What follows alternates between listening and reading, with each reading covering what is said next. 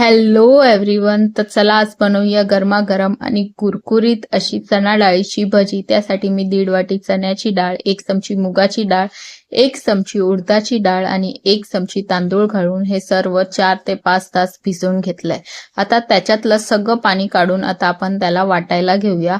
तर मिक्सरच्या भांड्यामध्ये हे सर्व डाळी टाकल्या, त्याच्यामध्ये आलं, लसूण आणि हिरवी मिरची ते पण सोबत टाकायची आहे आणि फक्त अर्ध वाटी पाणी टाकायचंय. खूप पाणी नाही टाकायचंय आणि दरदरीत असं ते मिक्सरमध्ये पिसून घ्यायचंय. आणि आता काढल्यानंतर आता आपण त्याच्यात टाकणार आहोत मीठ, हळद थोडीशी आणि हिंग पावडर टाकायची आहे आणि त्याला छानपैकी मिश्रणाला फेटून घ्यायचंय हाताने नाही तर चमचीच्या साह्याने आणि त्याला साईडला अर्ध्या तासासाठी ठेवायचं आहे. आणि अर्धा तास झाल्यानंतर आता आपण भजी करायला घेऊया. तर मीडियम गॅसवर आता ही अशी आपली भजी आहे, ती मस्त गरमागरम तळून घ्यायची आणि ही भजी खरंच खूप छान लागते.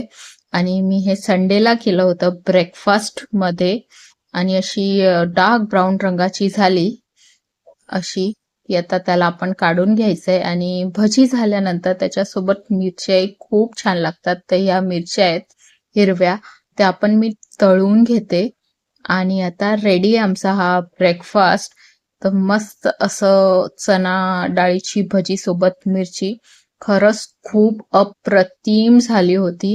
ही रेसिपी तुम्हीही नक्की ट्राय करा आणि मला कॉमेंट्समध्ये कळवा की कशी झाली होती. Thank you everyone for watching this video.